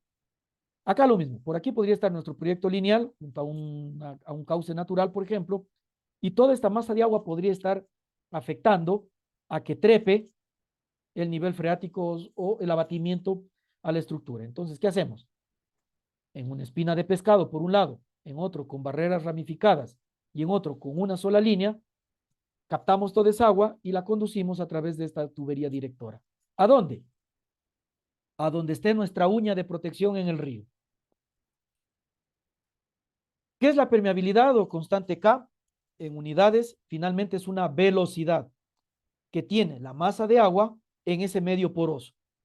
Entonces, mientras más espacios o intersticios existan entre los gránulos, la velocidad va a ser mucho mayor. Entonces, esta permeabilidad, nosotros, medida ya, la podríamos entender de la siguiente manera, y es el ejemplo que les indicaba hace un instante del experimento de Darcy. En su experimento horizontal, ubica un piezómetro o mide la altura piezométrica en una sección A y aguas abajo en una sección B. El desnivel piezométrico delta H dividido para esta longitud nos va a dejar el gradiente. Y el sentido de flujo, lo demuestro una vez más, que se produce de aquella zona en la que tiene más carga hidráulica a la que tiene menos carga hidráulica. Si queremos determinar el caudal que por aquí circula, a esta velocidad lo que le vamos a multiplicar es por la sección viva, en definitiva. La conductividad hidráulica, en función de las condiciones que nos dicta la normativa, nos da valores desde un valor de 11,78 para lo que es un SP, según la clasificación SUX, o lo que sería una arena, y a un CL, que sería una arcilla, de 0,03 centímetros por hora. El flujo subterráneo, finalmente el caudal que vamos a tener que hacer circular por nuestra tubería colectora principal, va a estar dado por lo que se captó en el medio poroso y en sumatoria todo lo que converge ramificadamente a cada uno de los colectores. También conocida la ley de filtración, aquí podemos ver valores de la constante K según otros autores. Custodio y Llamas puede ser uno de ellos, Castani es otro de los, bueno, Custodio y Llamas, estos par de profesores españoles, investigadores muy reconocidos a nivel mundial de lo que tiene que ver en aguas subterráneas. Castani no queda atrás, por supuesto, y de ellos hemos sacado este resumen de valores de constantes K. La relación de unidades que se podría esperar cuando cae 1 milímetro de agua sobre la superficie, al final es su equivalente en 10 metros cúbicos por hectárea. Y si es 1 milímetro al día, entonces el caudal será 0,1157 litros por segundo por hectárea. La descarga normativa se podría empezar aplicando y concatenando con lo que la FAO nos recomienda. Entonces, para rangos cuyo caudal esté por debajo de 1,5 milímetros al día, se dirá que es para suelos con baja velocidad de infiltración básica. Y si estamos hasta 4,5 o más, entonces las condiciones especiales, por ejemplo, para un riego de arroz en suelos con textura gruesa. Todos los demás rangos en función de cada uno de los parámetros que la FAO nos propone. Entonces, el formulario con el que se va a trabajar el diseño de drenajes viene a continuación. Estamos hablando de dos tipos. Régimen permanente, ¿cuándo?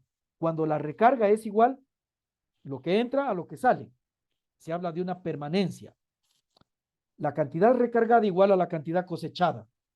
Y en cambio, un régimen no permanente cuando la recarga llega a ser mayor que lo que el sistema de drenajes avanza a trasegar. Para entender un poco mejor todo esto, podemos ver el tipo de flujos que se puede estar produciendo cuando los drenajes son a zanja. Primeramente, considerar el espacio que se está quitando, si es que fuese una superficie para destino agrícola o agropecuario, la zanja, si bien resulta más económica de construir, de mantener, de operar inclusive, el costo está ¿en dónde? En que le quita sección a la zona productiva, al terreno. Si hay demasiada extensión, está claro que unas zanjas cada X metros no va a tener mayor importancia. Pero si se va a hacer producción mecanizada, robotizada, hoy en día inclusive satelitalmente guiada, dejarle zanjas en el camino va a ser una total pérdida, primero de recursos suelo, luego de producción y luego de movilidad. No obstante, mucho de esto existe en nuestras bananeras, en nuestras cacaoteras, etcétera. En Costa Rica, sobre todo, que es de donde la teoría la propone el profesor Villón, mucho más que en Ecuador, siendo ambos la misma tendencia agroproductiva, cacao sobre todo, y banano. El flujo, ¿qué recorridos va a tener? Del meteoro que se produce, es decir, de la precipitación, de la lluvia, va a haber una filtración, va a haber una movilidad a través de medio poroso, que sería la primera parte de la capa de rodadura, por ejemplo, si esto es un campo agroproductivo. Toda esta masa de agua, y de ahí vienen los conceptos y los formularios de diferentes autores, proponen lo siguiente. Por ejemplo, uno de ellos, que todo el agua desciende verticalmente y una vez que llega a saturar desde el fondo impermeable hacia la parte superior, se mueve de manera horizontal únicamente. Ese es un sistema de ecuaciones. Otro modelo, ¿qué dice? Que además de moverse vertical, descendente, horizontal, hacia donde están los puntos de cosecha o afloramiento, bien puede ser un ojo de agua de vertiente, bien puede ser esto un cauce, un río. Aquí en el centro podría estar la ciudad de Loja y acá tener los dos juguetones riachuelos, entre comillas, los dos canales, o por lo menos el uno es río y el otro canal, idéntico a la imagen que estamos viendo. Desciende la lluvia verticalmente, se mueve horizontal y ya a la hora de aflorar, radialmente aflora al cuerpo receptor o a la zanja drenante, que es otro modelo. En los tipos de flujo, entonces, predomina el flujo horizontal cuando se desprecia el radial, el primer modelo. El otro modelo, ¿qué dice? Combina el horizontal con el radial. Es decir, que la capa impermeable se va a encontrar cerca por debajo de los drenes y no más allá de la profundidad del drenaje, por debajo de la separación en un cuarto. Y cuando predomina el flujo radial, se va a despreciar el horizontal y eso significa que la capa impermeable se encuentra muy por abajo de la profundidad del drenaje. ¿Sí? Muy por abajo significa más allá de una cuarta parte de la distancia entre drenes. La recarga la vamos a denominar con R y la cosecha con Q. Los métodos para régimen permanente, los que estamos viendo aquí, estos 6, Donan, Hugout, Ernest, Kirkham, etc., hasta Dagan. La hipótesis de Donan, ¿qué nos dice? Primeramente, que el flujo hacia los drenes es permanente. Lo que se recarga se cosecha. Que el nivel freático, una vez que se abate, va a ser constante. Luego, que el flujo es solamente horizontal, ¿cierto? El primer modelo que veíamos. Una vez que llega, desciende verticalmente, Donan asume que es solo vertical, es solo horizontal. El suelo es más o menos homogéneo en toda la profundidad, es decir, la misma constante K se puede atribuir a toda esta potencia de suelo. Se habla potencia como una profundidad en estrato. Nos indica que hay un sistema de drenes paralelos infinito en longitud en las dos direcciones y que la recarga se distribuye uniformemente. Puesto en gráfico lo que estamos mencionando, entonces tendremos aquí una recarga uniforme, la misma en toda la superficie. En la parte inferior, una misma constante K para toda la potencia de análisis, toda la potencia drenante. ¿Qué variables intervienen en el modelo? Por un lado, la profundidad de la tabla de agua, desde la superficie que nos interesa dejar. Otra variable, la profundidad desde el máximo de la tabla de agua hasta el nivel impermeable, llámese B mayúsculo. Si vamos a dejar tubería drenante, por ejemplo, de 150 milímetros o 200, el modelo con el cual se interviene en la ecuación asume que se va a llenar hasta la mitad, se va a saturar hasta la mitad. Entonces trabajaríamos con el radio R. Otra variable, la profundidad del estrato impermeable, PI.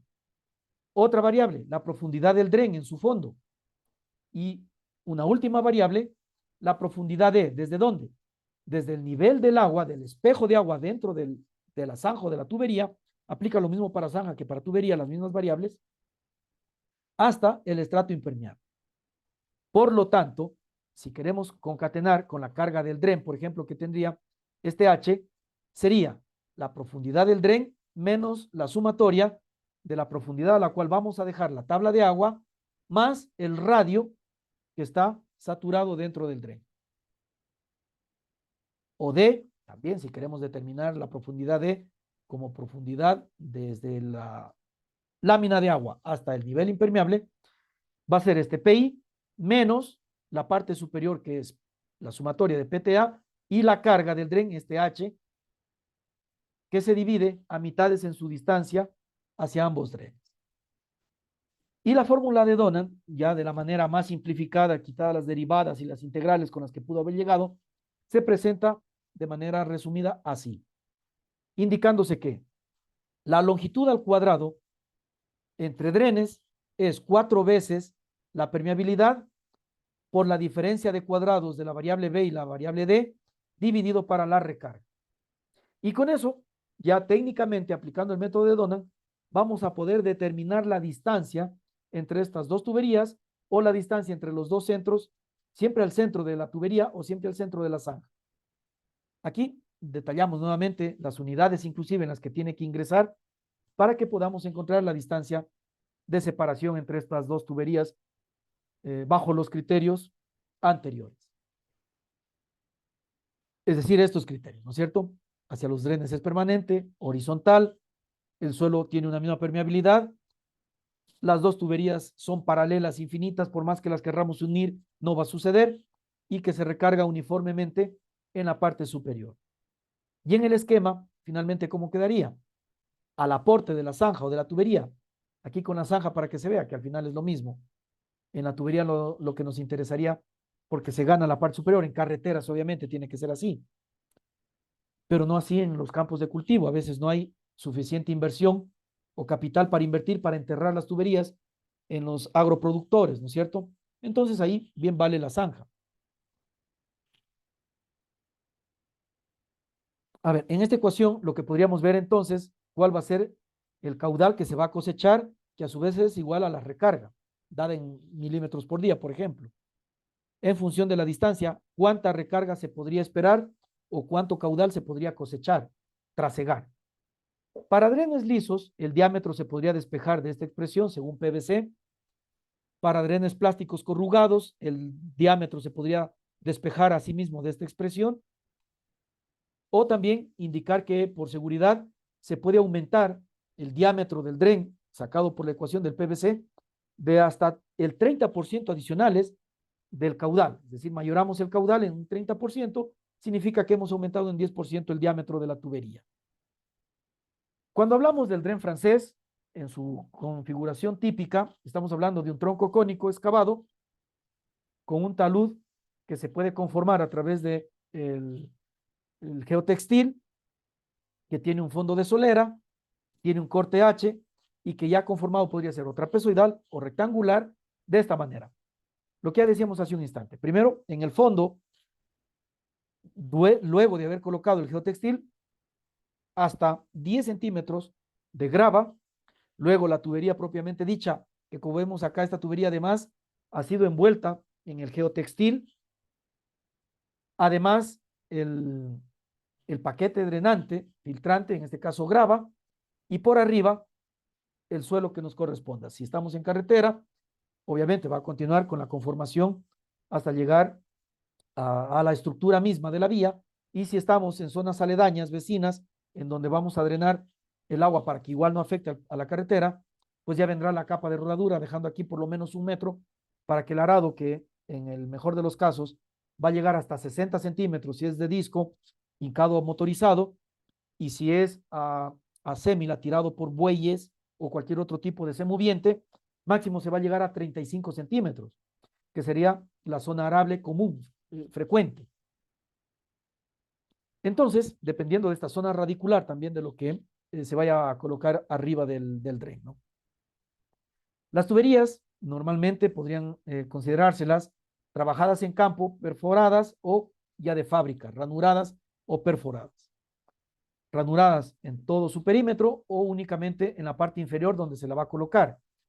Al trabajar en tubería perforada y al concebir, al hacer la aplicación del concepto y al concebirlo en campo, la colocación correcta del tubo drenante perforado, normalmente se suele tender a confundir la ubicación de los hoyos y equivocadamente se los deja en la parte superior. como esperando que todo el agua que ha llovido atine en entrar por esos orificios. En realidad, con los conceptos y lo que hemos conversado acá, podemos ratificar y comprender de mejor manera que el agua, al llegar horizontalmente por la parte inferior, luego de haber sido verticalmente descendido y ascendido desde la impermeable, desde la capa impermeable, entonces está claro que el nivel de agua va a ascender y va a fluir horizontalmente o radialmente desde la parte inferior.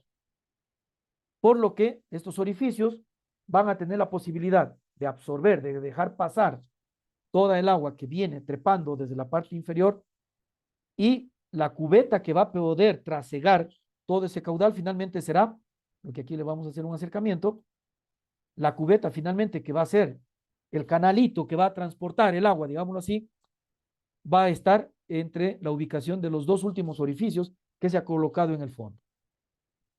La parte superior lo que ayudará a ganar es en adhesión de toda el agua, si es que ya después de haberse saturado, trepado por arriba de estos orificios, entonces esta agua laminalmente se va a adherir y obviamente va a tener facilidad de introducirse por los orificios.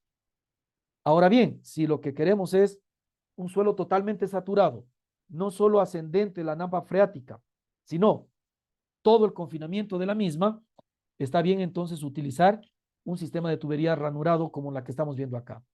De nuevo, la cubeta de trasiego va a ser apenas esta parte del fondo que se podría llegar a conformar como canal, ¿cierto? Todo lo demás ha permitido que ingrese la masa de agua y que finalmente se transportará por esta cubeta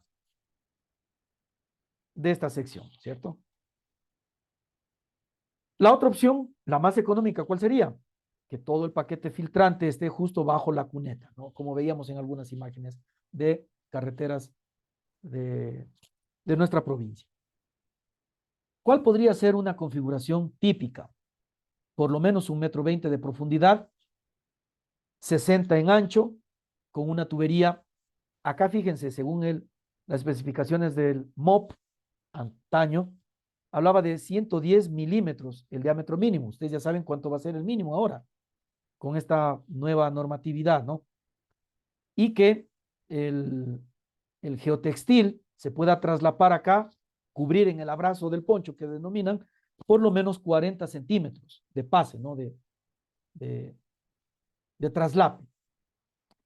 En cuanto al material que se va a colocar, aquí en el esquema inclusive mismo no se nota la grava en el fondo, que se recomienda, y nosotros lo recomendamos que sí se coloque, porque va a ayudar a trepar y a fluir con facilidad la parte inferior de este dren.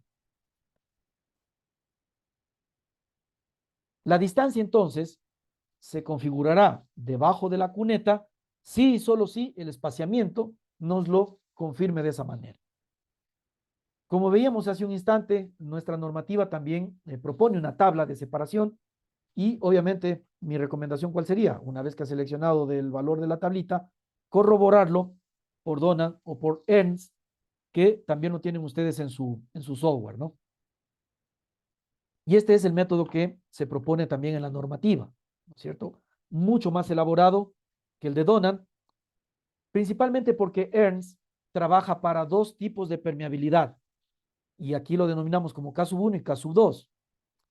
Ernst, el modelo funciona si y solo si decía el cambio de permeabilidades, el cambio de tipo de suelo, se produce justo y exactamente al nivel del espejo de agua del dren. Esa es la condición para que funcionen estas ecuaciones. Que K1 y K2 hagan el cambio de la potencia estratigráfica exactamente a donde estamos poniendo el espejo de agua en la zanja drenante o en la tubería drenante. Para que eso se dé, que podría ser muy fácil a nivel constructivo de una carretera, si todo esto está reconformado y dejamos a esa misma profundidad nuestras tuberías, ya podríamos estar hablando de un K1 y un K2 y aplicable la ecuación de Ernst.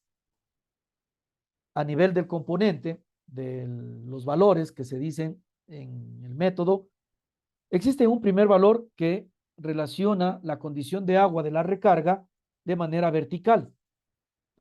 Otra, esta que estamos viendo acá, que sería la componente horizontal del flujo y la radial. ¿Sí? Si bien incluye el modelo de Ernst los tres sentidos de flujo, lo más pegado a la naturaleza, sería esto justamente, es más elaborado. Asimismo, también necesitaríamos que se cumpla esa condición del cambio del estrato o del cambio de la permeabilidad. Y luego, claro, en Spadren, que es el software que ustedes van a instalar, aquí se detalla en esta imagen los modelos que ustedes van a poder utilizar, Donan, Hugout, etcétera, ¿no es cierto? Este es el software que ustedes van a poder instalar. Y a continuación, como parte del trabajo que ustedes van a desarrollar, como un ejemplo nada más, queda el poder determinar el caudal de la corriente subterránea que se produce en el fondo permeable en un valle de 120 metros de ancho por 480 metros de largo, visto en planta, ¿no es cierto? Y luego que nos dice que con los resultados del estudio de prospección en dicho valle, se determinó que la zona M, ya vamos a ver el esquemita, el nivel freático se encuentra a 115 metros sobre el nivel del mar. El cielo impermeable está a 111 metros, la zona norte, los niveles están a 114 y a 110.1 respectivamente. La permeabilidad del suelo es 4 centímetros por segundo. Y entonces en la sección M y en la sección N, o norte, lo que vamos a ver es lo siguiente, visto en planta, ¿qué sería? La longitud o distancia entre los dos puntos de interés y las cotas de las cuales nos estamos refiriendo. Aquí, a todo esto, vamos a considerar entonces una distancia B entre dos puntos, la permeabilidad con la cual se va a producir el flujo subterráneo y las condiciones ancho y profundidad, que son también como dato. Y queda desagregado para que ustedes puedan elaborar un Excel con estos datos, ¿no es cierto? Por un lado, en la sección M, por otro lado, en la sección N, se determina la sección viva propiamente dicha, le llamamos sección viva donde está fluyendo, ¿sí? Donde hay agua, y con la permeabilidad determinamos el gradiente hidráulico. Finalmente, el caudal, que no es más que la multiplicación de esta constante de permeabilidad transformada a metros por día, el valor de la I, en este caso, que es la determinación del gradiente hidráulico, metro sobre metro, y la sección viva, que ha sido previamente determinada. Y con eso tenemos un caudal en metros cúbicos al día como parte del caudal a evacuar. En realidad es súper sencillito lo que estamos viendo, pero súper importante a la hora de poder determinar su aplicación. Vamos al siguiente punto y con esto ya casi que vamos a ir ocupando estas dos primeras horas como para que ustedes luego tengan las 2 o 3 horas adicionales para completar su trabajo práctico y después las exposiciones de una defensa que se podría considerar así.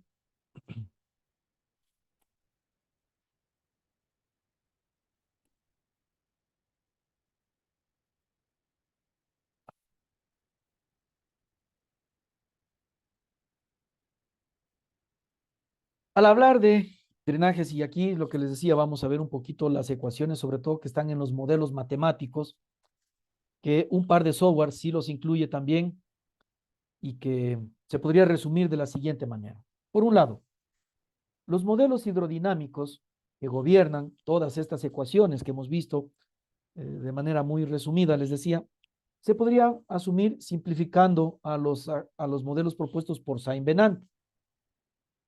Por un lado, y vamos a ver más adelante los detalles de cada una de estas expresiones, vemos el modelo de la onda cinemática, que es uno de los más sencillos, de los más, matemáticamente hablando, de los menos robustos, la onda cinemática, la onda difusa en una intermedia y la onda dinámica, que incluye más variables. Vamos a verlas más adelante, una a una de ellas.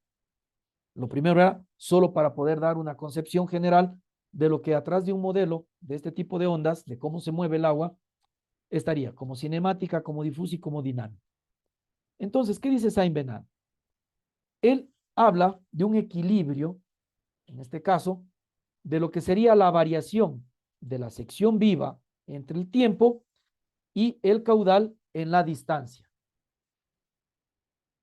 Dicho de otra manera, la variación del caudal en el tiempo, ¿no es cierto?, que nos va a dejar la ecuación del momentum con la cual nosotros previamente calculamos el salto hidráulico, Y si reducimos las unidades, vemos lo siguiente. Aquí tenemos metros cúbicos por segundo dividido para segundo.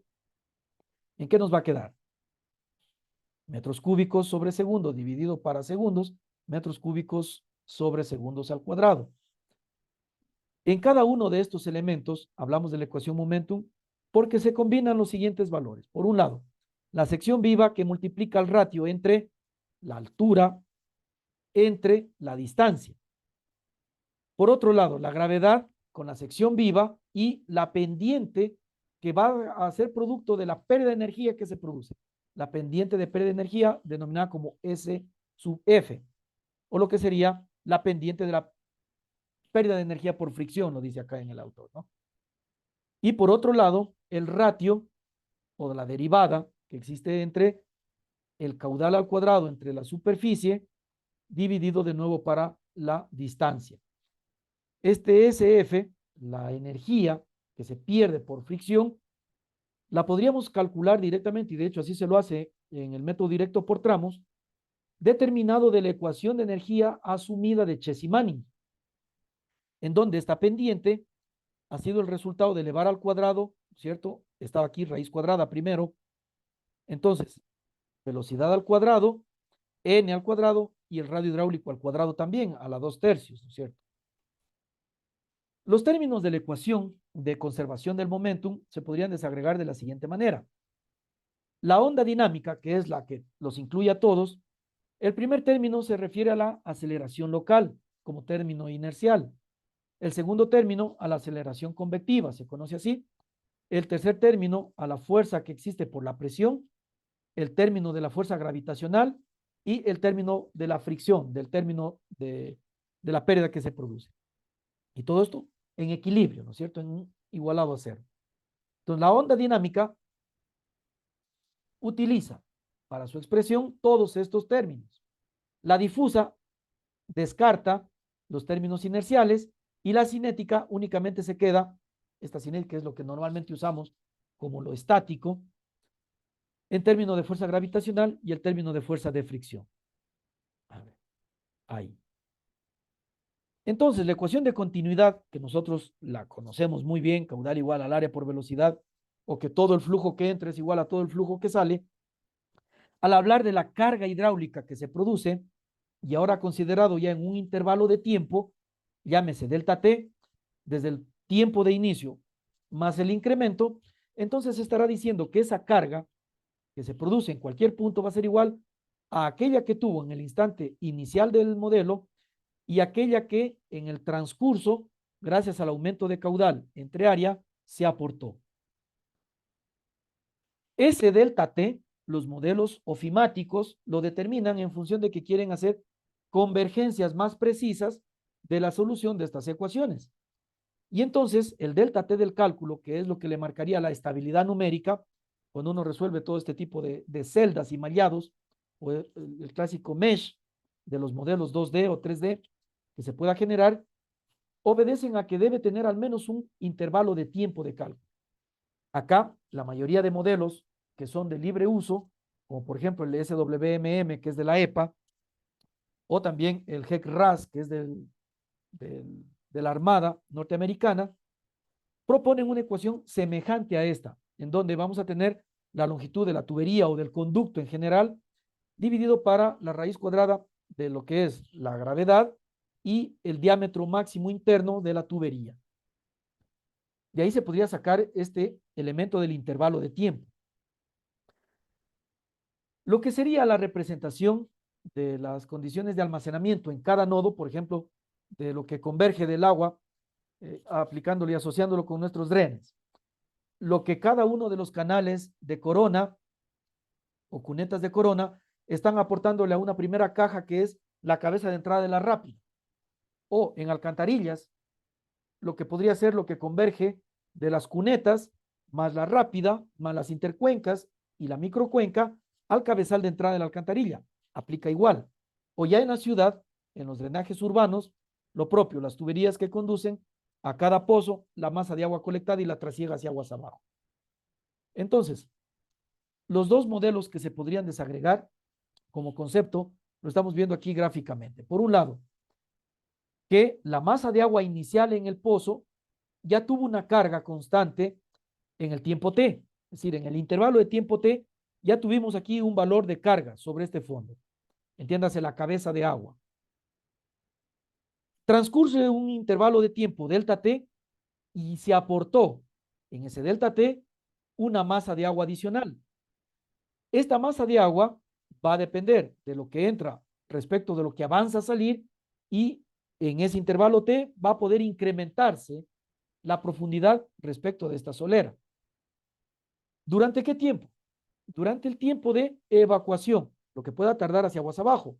Si estamos vertiendo a terreno, que por ejemplo sería la salida de una alcantarilla que no vierte a tubería, sino que va a vertirse en una superficie de un terreno hasta que llega finalmente ese escurrimiento al cauce, entonces este pozo va a poder tener un sistema de almacenamiento momentáneo, de trepado de la cabeza de agua, dicho de otra manera, hasta que toda esa agua avanza a fluir. O lo otro, a través de los ductos, que sería lo que estamos recomendando, que sea, por ejemplo, con estos peldaños, a través de caídas, en donde lo que entra va a ser igual a lo que sale. No hay almacenamiento. Y ese almacenamiento va a verse beneficiado a la hora de extraer desde el punto de vista del drenaje si tenemos más de una salida de flujo. Lo que sería en una cuenca y lo que hemos puesto, por ejemplo, el yetograma, lo podríamos ver en el siguiente gráfico. Lo mismo, un depósito que podría ser la cuenca, una cantidad de agua que llega en un intervalo de tiempo, entiéndase el tiempo de duración de la lluvia. Todo eso se almacena y va escurriendo poco a poco en función de la velocidad, de la capacidad porosa, de la permeabilidad, hasta que llega finalmente a salir de la cuenca. Entonces, tenemos el pico de llegada de la masa de agua y después la forma en el tiempo en la que toda esta agua va escurriendo. Lo mismo puede ser en una cuenca, el concepto al menos, lo que en un pozo, en función de la cantidad de agua, cómo puede salir. ¿Por qué sale más aletargado, digamos, en esta cuenca? Por el medio poroso. En cambio, en un pozo, ¿cómo va a ser? Lo que entró directamente, lo que salió. Tubo de entrada, tubo de salida.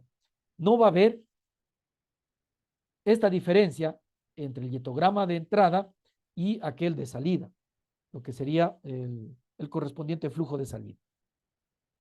Y entonces, estas salidas, tal como lo veíamos en alcantarillas, también el modelo matemático de diferentes modelos lo trabajan así, que podría ser una salida clásica normal, una salida que depende de un yetograma, ¿cierto? Que varía en el tiempo, o que podría ser en una onda clásica, como por ejemplo una celeridad de salidas, o que finalmente es una descarga libre a la atmósfera, como tirante normal, ¿cierto? En ese sentido, podríamos ver entonces los escurrimientos que se podrían producir en una cuenca. Una cuenca que no tiene impermeabilización a una cuenca que tiene impermeabilización. Acá el escurrimiento es apenas del 10% lo que avanza a circular como arrollamiento. Todo lo demás se asume que se filtró y que finalmente hubo una filtración profunda. En cambio, y bueno, el otro 40% se evapotranspiró. En una ciudad, ¿qué va a suceder? El 30% se evapotranspira.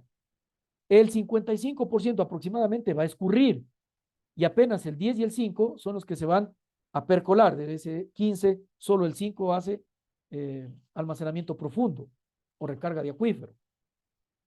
Está claro entonces que es aproximadamente 45% más el caudal del escurrimiento de superficie en zona urbana, que es la que tenemos que controlar en nuestro sistema drenante. Los modelos que para dos pozos, por ejemplo, podría ser entrada-salida de alcantarilla, entrada-salida de sifón, o dos pozos directamente de un sistema de alcantarillado, va a poder tener la siguiente consideración. Primeramente, un dato de referencia horizontal, el mismo para todo el modelo. Cuando el flujo atiende las condiciones de normalidad, entonces lo que entra en este conducto va a ser igual a lo que sale. Pero para poder determinar las condiciones críticas de paso que se deja una zona sedimentable o de sedimentación, en la caída, justamente aquí vemos que se produce por concepto del cambio dependiente en la singularidad un tirante crítico. Este tirante crítico suele ser lo más inestable a la hora de hablar de hidráulica. ¿Qué es lo que se recomendaría? Aumentar aproximadamente un 10%. Y eso es lo que hacen los modelos a la hora de enviarle un diseño, un diámetro de diseño, tanto de pozo como de tubería. Salir de la zona inestable, pero estar muy cerquita a ella porque es lo más económico. Otro de los modelos, y que lo veíamos ayer inclusive con diferentes targets del caudal, ¿cuál va a ser el comportamiento cuando esté a un caudal de baja creciente o de bajo periodo de retorno a uno que inclusive supera al proyecto entero de drenaje y al proyecto lineal inclusive? Todos estos modelos se albergan en las ecuaciones de la onda dinámica, que es lo que también veíamos ayer. En cuanto al valor que se podría esperar respecto del llenado y el vaciado de depósitos, de alcantarillas, de pozos, etcétera, se podría pensar en un sistema de drenaje cuya pendiente es inversa, es decir, empieza a drenar con excedencia. ¿Qué significa? Que el depósito principal llega a un determinado nivel y recién ahí el vertedero de excedencia se empieza a trabajar. ¿Dónde se va a producir esto principalmente? Cuando queremos amainar las grandes tormentas y reducir el impacto de un torrente en la ciudad, generando diferentes depósitos en donde vamos a regular el volumen que es generado en el creciente o en el torrente. Entonces, en el desarrollo del sistema de alcantarillado pluvial, por ejemplo, en determinadas zonas estratégicamente ubicadas vamos a tener grandes reservorios, entiéndase de esa manera. La tubería pluvial aporta grandes reservorios, diga usted, 200 metros cúbicos, por poner un ejemplo. Debajo de la misma ciudad, ahí mismo vamos a tener un sistema de que cuando llegó a superar el nivel de los 200 metros cúbicos, por ejemplo, recién ahí va a poder trabajar el vertido hacia otro sistema que le ayuda a evacuar también. Y mientras tanto, toda la masa de agua que se tuvo en esta piscina, digámoslo así, en este reservorio subterráneo, ayuda para que poco a poco, en diámetros mucho más reducidos de lo que entró, pueda evacuarse hacia el cuerpo receptor. De tal manera que el cauce principal, el canal principal, el río, donde se va a verter, no sienta el impacto de primer golpe de toda la masa de agua que veíamos del dietograma, sino que como no hay ese medio poroso que le ayuda a filtrar, artificialmente nosotros hemos dejado medios de almacenamiento para, tal como veíamos ese dietograma de salida o esa curva de salida, no sea así mismo en pico y genere los daños, por ejemplo, en los puentes del Parque Bolívar, el puente de Lea, etcétera, sino que más bien ha sido regulado ese flujo, ese gran volumen, a través de estas piscinas de regulación de almacenamiento. Y además no solo almacenará agua, sino que también se deja el fondo para los posibles sedimentos que podrían llegar ahí. Entonces, viendo aquí esta imagen, esta gran piscina que podría ser desde los 100, 150, 200 metros cúbicos a diferentes ubicaciones, va a poder trabajar como un regulador de crecientes o micro regulador de crecientes, cada uno en su tubería, cada uno en su esquina. Y después todo esto ayudar a evacuarlo ya como corresponde. Al hablar de conservación del momentum, las ecuaciones fundamentales de lo que escapa a Bernoulli va más allá de lo que es un simple Bernoulli, digámoslo así. Se podría pensar que el flujo uniforme no permanente atiende los términos inerciales, el de fuerza de presión y además el de gravitacional. El flujo uniforme permanente atiende, excepto los mismos anteriores, excepto el de aceleración local. Y el uniforme permanente, que es con el que la mayormente se trabaja los modelos estáticos a lámina libre, atiende únicamente lo que es la fuerza gravitacional, es decir, la pérdida del gradiente hidráulico de un canal clásico estaría en esta ubicación, atendiendo únicamente el desnivel o el de fuerza gravitacional. La ecuación de Chess y Manning en unidades americanas, varios modelos lo trabajan de esta forma. La de Hazen-Williams, asimismo, en unidades americanas. Darcy-Weisbach en las mismas unidades. Entonces, si se quiere hacer un abatimiento de los niveles de agua, por ejemplo, de un parqueadero subterráneo, de usted, el centro comercial de Loja, por poner un ejemplo. Antaño siempre se anegaba, cada que había una lluvia, el nivel freático del canal que está junto a él, del canal del Malacatos, aumenta su nivel, su profundidad, con él aumenta también el nivel freático junto, y entonces ese nivel freático, si es que hay vehículos ahí, los va a anegar, los va a inundar, los va a tapar, porque la ubicación del subterráneo está por debajo del nivel freático. Entonces, ¿qué se hace ahí? Se achica todos esos caudales con sistemas de bombeo. Y son bombas de achique que normalmente trabajan como elevatorias a la cota de un sistema de alcantarillado que esté esperando en la parte superior para ser vertido por arriba del nivel freático, obviamente. Si no, no tendría ningún sentido. Eso mismo, dependiendo de la importancia de la vía que vamos a evacuar o que vamos a drenar, también se podría pensar en un sistema de elevatorias colectando toda la masa de agua en una gran piscina, en un gran reservorio, elevarlo los metros que hagan falta para poder continuar en el gradiente que la topografía nos permita. ¿Y eso en dónde va a suceder? Normalmente en zonas costaneras, planas, en donde las extensiones son tan grandes en las que no hay a dónde escurrir finalmente. Y sin embargo, se tiene que dejar para que a gravedad escurra de punto a punto, se vuelve a elevar, capta adicional otros caudales y de nuevo a gravedad se vuelve a aprovechar otro gran trayecto. Podemos hablar de excavaciones con brazos de hasta 6 metros, por ejemplo, como máximo, en donde se podría a esos 6 metros volver a elevar en estaciones muy puntuales, en largos kilómetros de distancia de tubería, y así poder aprovechar estos modelos matemáticos para poder achicar esos bombeos, ¿no es cierto? Esos flujos de punto en punto. Acá en la sierra, en zona de montaña, no vamos a tener ese inconveniente. Aprovechamos simplemente el desnivel topográfico y se acabó. Pero habrá que pensar en todas las zonas. Varios modelos ofimáticos, como el SWIM mismo que les comentaba, y como el SWIM que les digo, o el GECRAS inclusive, trabajan con diferentes sistemas de conductos y de vertedores o vertederos. Los 4 más usuales, el B-notch o aquellos trapezoidales transversales o vertederos inclusive circulares o rectangulares con doble contracción.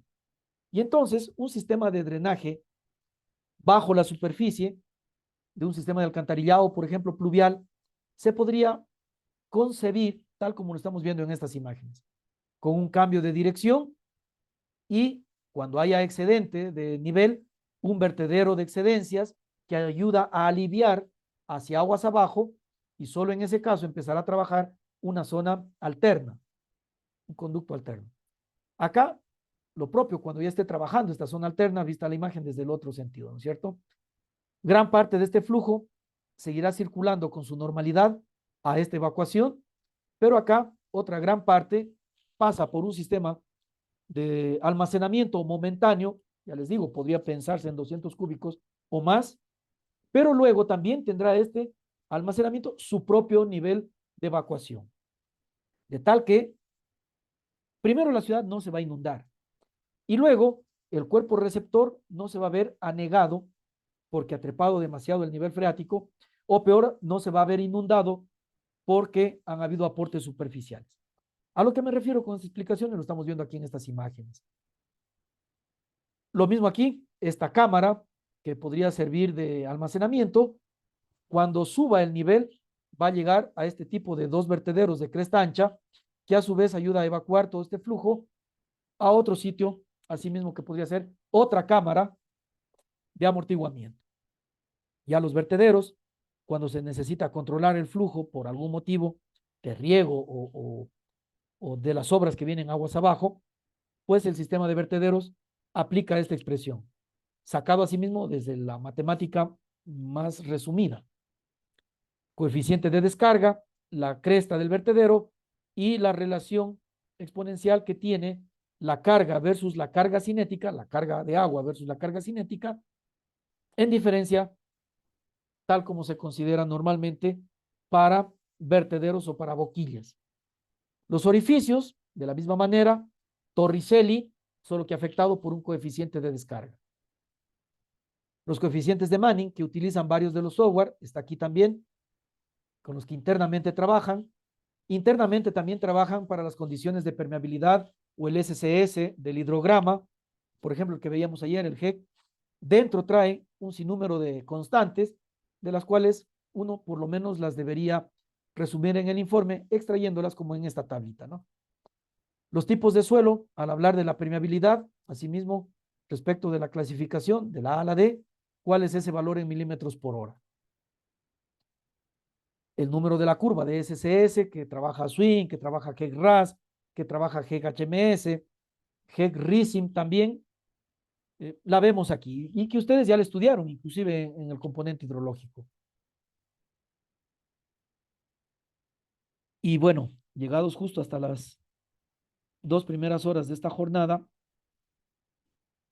si por favor existe alguna consulta, alguna pregunta, caso contrario, lo que vamos a hacer a continuación es poder generar las salas.